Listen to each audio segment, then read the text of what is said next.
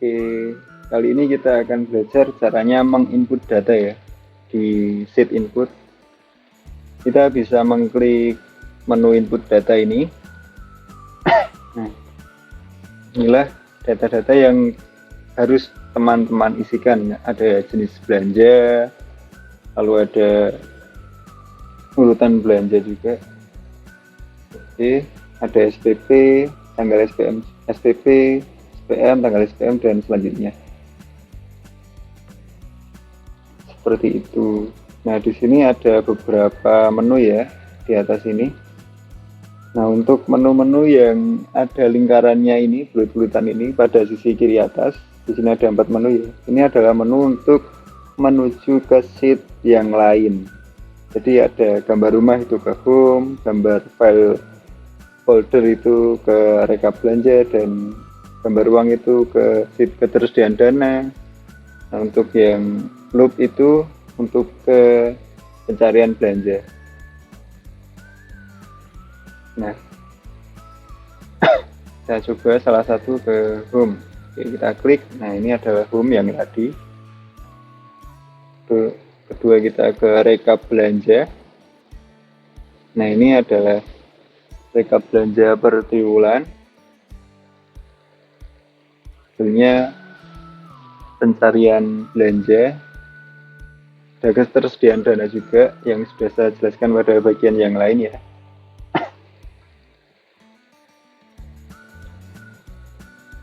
Nah, kalau yang kiri itu ke sheet yang lain, kalau yang kanan, yang kotak-kotak ini, segi panjang ini adalah menu untuk melakukan aksi dalam sheet input ini ya. Ada simpan data baru untuk menyimpan data yang akan teman-teman input, data-data yang teman-teman verifikasi itu ya, yang pasti.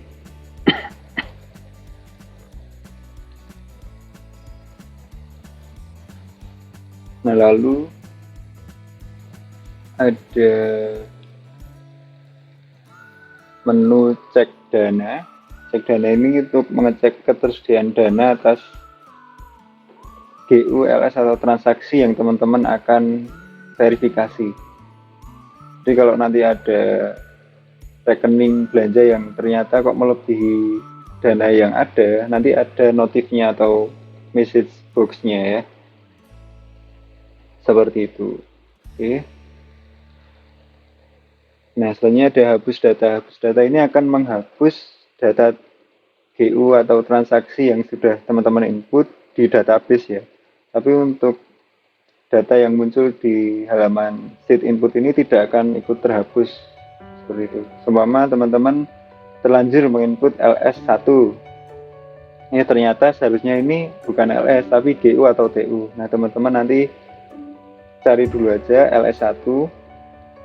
Lalu kalau udah muncul di halaman input ini, teman-teman bisa hapus data, kemudian mengubahnya dan klik simpan data baru. Seperti itu.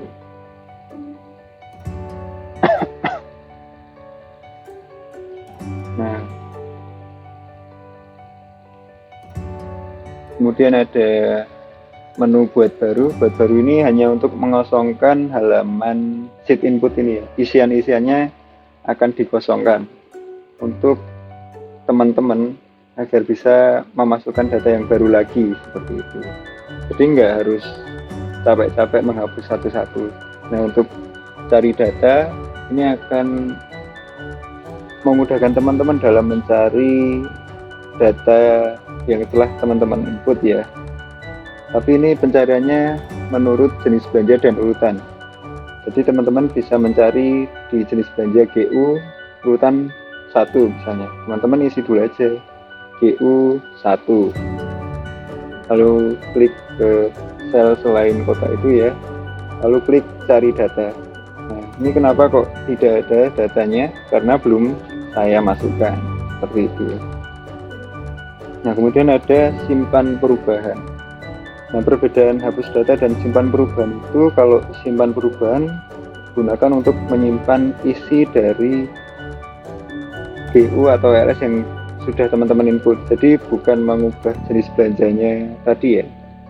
Jadi seumpama teman-teman udah input GU1, tapi ternyata kok ada belanja yang seharusnya belanja makan minum, ternyata teman-teman masukkan ke belanja mebel misalnya, atau modal alat pendingin misalnya. Nah, teman-teman nanti ganti aja belanjanya, kalau sudah sesuai dengan yang seharusnya, teman-teman klik simpan perubahan. Atau mungkin bisa update nomor SPM atau SPP juga. Nah, ini ada menu cek pajak. Ini akan memunculkan form atau mungkin alat bantu bagi teman-teman untuk menghitung pajak ya. Namun di sini belum ada PPh 21 karena sangat bervariasi PPh 21-nya kriterianya. Nah, di sini ada kolom nominal di bawah nominal ini dan total nominal ya. Kalau total nominal ini bisa teman-teman gunakan untuk menjumlahkan, mungkin ada satu rekening belanja makan minum ada 10 BPK misalnya. Nah, di sana bisa jadi ada pajak PPh 23 semua atau 21 misalnya. Nah, teman-teman bisa menghitung dulu di nominal, kita masukkan dulu 10 juta contohnya. Kita klik saja dengan PPN. Nah, ini akan ada pertanyaan seperti tadi ya. Apakah ini konstruksi atau bukan? Kalau bukan ya kita klik no. Di sini akan muncul ya. Jadi kalau konstruksi teman-teman klik yes saja, akan muncul lagi pilihan apakah ini konstruksi pada tahap pelaksanaan atau perencanaan, yang di bawahnya dibagi lagi kualifikasinya seperti apa. Tentunya dengan tarif yang sudah disesuaikan ya kalau ini. Kalau seumpama nanti ada tarif-tarif yang berubah, bisa mengkonfirmasi ke adminnya, atau mungkin admin bisa update juga sih terkait tarif-tarif perpajakan ini. Nah, teman-teman, seumpama di pelaksanaan kualifikasi kecil bersertifikat mungkin ya, bisa diklik. Nah, nanti pada kolom PPh pasal 4 ayat 2 akan muncul seperti ini, di penyedia jasa juga dan yang lainnya juga ya. Nah, kalau tanpa PPN ada pertanyaan juga apakah dengan surat keterangan bebas PPh 22 dan 23 atau tidak. Kalau iya ya klik saja yes, maka akan otomatis terisi di kolom PPh pasal 4 ayat 2 sebesar 0,5% ya. Kalau no ya klik saja no kalau memang nggak ada suketnya. Akan terisi di PPh 22 dan PPh 23. Nanti teman-teman ambil saja yang sesuai dengan yang seharusnya ya. Nah, ini contoh untuk menambahkannya dari kumpulan BPK-BPK yang tadi. Klik saja tambahkan ya. Nanti akan otomatis berpindah. Kita klik tambahkan lagi, otomatis menambahkan ke total nominal, termasuk pajak-pajaknya ya. Seperti itu. Nah, kita bisa mengcopy aja langsung dari total nominal ataupun nominal tadi ya, termasuk pajaknya juga bisa kita blok, kita copy, lalu kita paste sesuai dengan kolom PPh atau PPN atau pajaknya yang mana.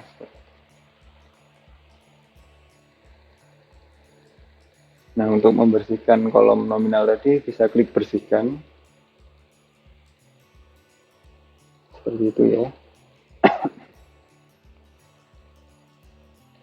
Nah, mungkin ini ya diharapkan bisa membantu teman-teman juga sih untuk menghitung nominal pajaknya dari belanja. Oke, langsung saja kita contohkan ya, kami contohkan untuk menginput datanya seperti apa. Ini ada GU 1. Nah, nomor SPP-nya saya asal aja ya. Saya sesuaikan karena ini saya mengambil contoh bagian tapem. 01 strip tapem garing SPP strip GU dan selanjutnya seterusnya seperti biasanya. Nah, teman-teman jangan lupa mengisi tanggal SPP ya. Ini penting karena akan mengklasifikasi GU ini atau transaksi ini masuk ke triwulan yang mana. Nanti kalau teman-teman nggak ngisi, nanti nggak bisa masuk ke triwulan tertentu begitu. Ya datanya masuk tapi nggak terbaca di realisasi bulan keberapa, triwulan keberapa.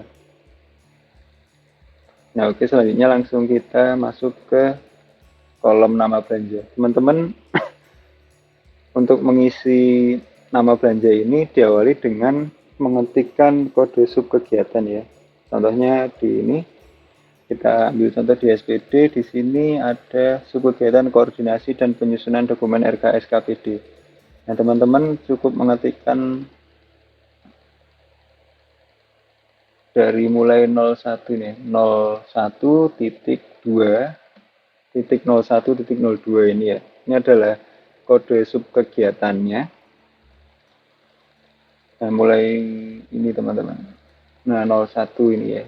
01.2.01.02. Yang titik terakhir nggak usah diketik juga nggak apa-apa sih. Nah, kita kembali lagi ke sheet input. Kita ketikkan 01.2.01.02. Enter. Kita klik yang tadi, kita pilih drop down. Oke. Nah, ini muncul belanja sesuai dengan sub kegiatannya. Oke, kita lanjut lagi 01.2.01.03.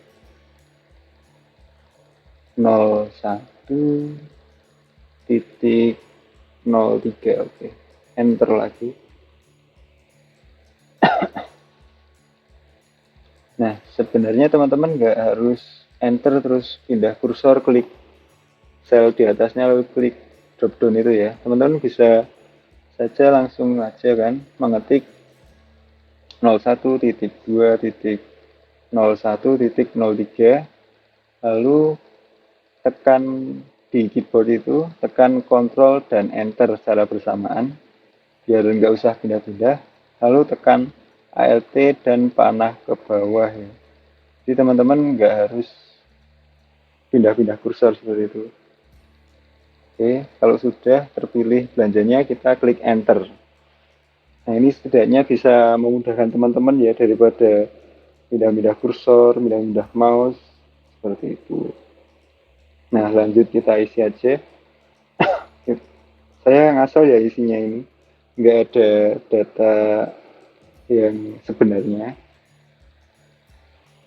01.2.07.06, Ctrl Enter, Alt down, kita Enter lagi. Lagi 01.2.01.05, Ctrl Enter, Alt down, Enter lagi. Oke, cukup dengan 4 belanja ini. Kita isi nominalnya 10 juta, 300.000 mungkin ya. Ganti aja ini 100.000, 200.000. Nah, dalam menginput data ini tolong diusahakan teman-teman untuk menginput data sebenar-benarnya ya. Kalau ini kan saya ngasal aja. Ini contoh aja sih. Nah, jangan lupa kalau ada pajak, teman-teman isi aja ya nominalnya. Sesuai dengan pajaknya PPN ya. PPN, PPh 21 ya, PPh 21, 22 ya 22, seperti itu. Ini pajaknya juga saya ngasal.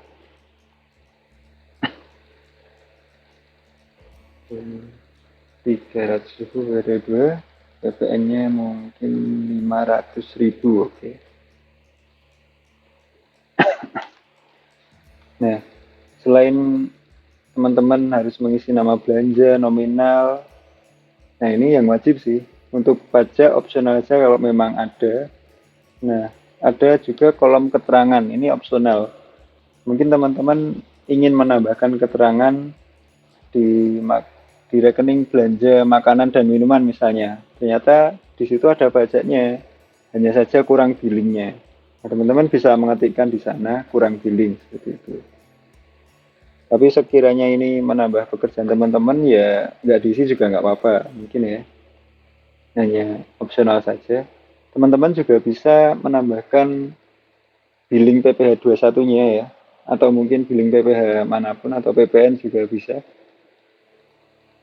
Teman-teman isikan aja sesuai data sumber yang ada, data yang teman-teman verifikasi. Nah, untuk berpindah ke bawah dari BPPH ini, meskipun ini satu sel bisa pindah ke bawah dengan Alt Enter. Nah, penulisan bil PPh ini mungkin akan memudahkan teman-teman ketika memverifikasi SIPD ya. Karena di sana terkadang di TBP-nya ada billing PPh-nya. Ataupun PPN juga ada. Oke,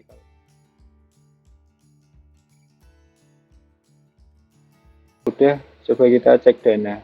Oh, ternyata di sini ada kekurangan dana ya. Sisa dana tersedia hanya 0 rupiah. Oke, di belanja makan minum rapat. Oh, ternyata ada dua, teman-teman.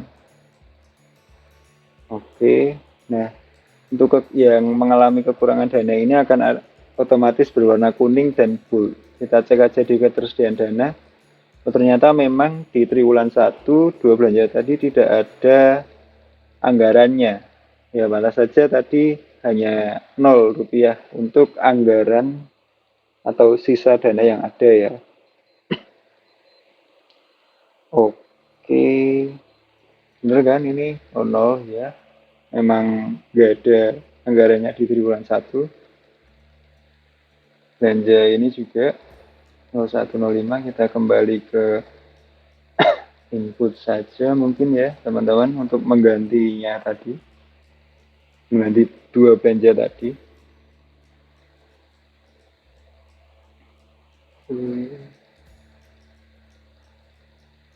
Nah, mungkin kita ganti dengan belanja yang dianggarkan pada triwulan pertama. 5301, kontrol enter. Dan satunya juga 01.2.06.02, kontrol enter. ALT panah ke bawah, kita pilih enter. Nah, untuk mengubah warna sel ini seperti semula, teman-teman blok aja dari atas ke bawah secara manual sih ya. Kita pilih warna hijau yang paling atas ini, lalu kita klik boldnya 2 kali untuk menghilangkan boldnya. Oke, kita cek lagi dananya. Oh, kalau sudah berkedip seperti tadi tanpa ada pemberitahuan, berarti selamat. Tidak ada rekening belanja yang mengalami kekurangan dana seperti itu. Oke. Nah, pemberitahuan seperti tadi itu sesuai dengan jumlah belanja yang mengalami kekurangan dana ya teman-teman. Kalau ada 10 ya mungkin ada 10 pemberitahuan seperti tadi. Nah, kalau sudah yakin dengan data yang sudah kita masukkan, kita entry di sheet ini, langsung saja kita klik menu simpan data baru. Oke, kita klik. Nah, akan ada notifikasi data berhasil disimpan ya. Ini berarti datanya sudah masuk ke database dan juga rekap belanja ya. Kita cek aja di ketersediaan dana juga terlihat kalau sudah ada realisasi. Nah, di rekap belanja juga sudah ada GU1 3.320.000.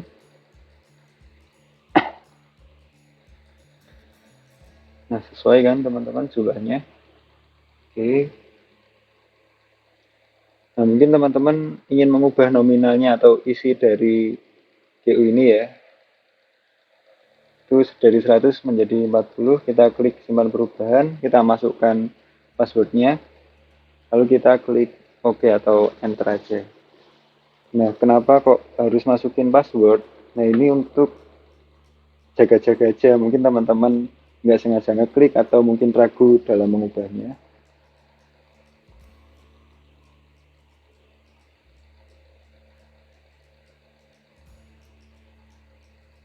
Nah, kita cek di rekap belanja. Nah, sudah berubah ya teman-teman. Ini dari 3.320.000 menjadi 3.160.000. Kemudian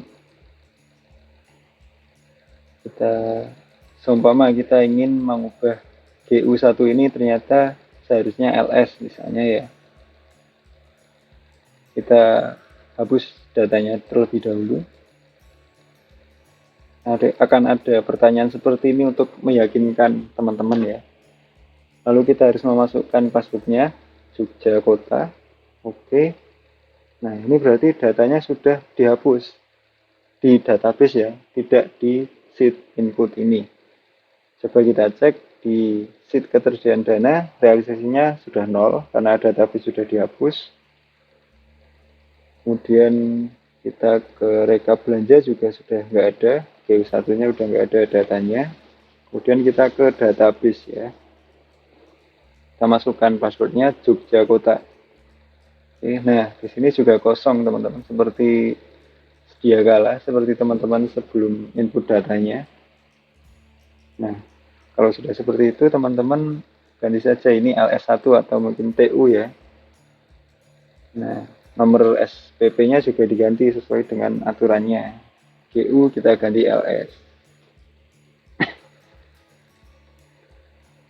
Nah, kalau sudah yakin, teman-teman bisa cek dana lalu simpan data perubahan. Simpan data baru, maaf. Nah, akan masuk kembali data-datanya. Dan di sini muncul lagi LS1 bukan GU1 ya. Di database juga akan muncul data-data LS1 tadi seperti ini. Oke, kita kembali lagi ke sheet input. Nah, mungkin teman-teman ingin mengupdate karena udah ada nomor SPM misalnya. Nah, teman-teman bisa isikan nomor SPM-nya berapa, tanggalnya juga berapa. Saya copy paste saja dari atasnya, lalu saya ubah ya, SPM, ini diganti strip tabung 01 aja. Untuk tanggalnya saya samakan 3 Februari, oke. Nah, kita klik simpan perubahan. Nah, mungkin teman-teman bingung ya untuk menetapkan tanggalnya itu berapa karena tanggal selesainya verifikasi belum tahu.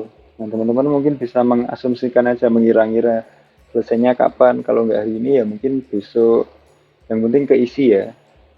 Karena ya tadi untuk memudahkan klasifikasi ini masuk bulan berapa dan triwulan berapa. Seperti itu. Nah, ini otomatis tertambahkan nomor SPM dan SPM tadi ya. Oke, kalau teman-teman mau buat baru ya klik aja buat baru, langsung kosong di sheet inputnya, tapi di database tetap tersimpan. Nah, untuk mencarinya teman-teman bisa klik LS1. Klik di luar kotak dulu, baru klik menunya cari data. Nah, akan otomatis muncul ya data-data ini. Seperti itu teman-teman. Ya mungkin kalau ada pertanyaan bisa tanya ke admin, oke. Atau mungkin teman-teman bisa mengeksplornya sendiri ya. Tetap semangat teman-teman.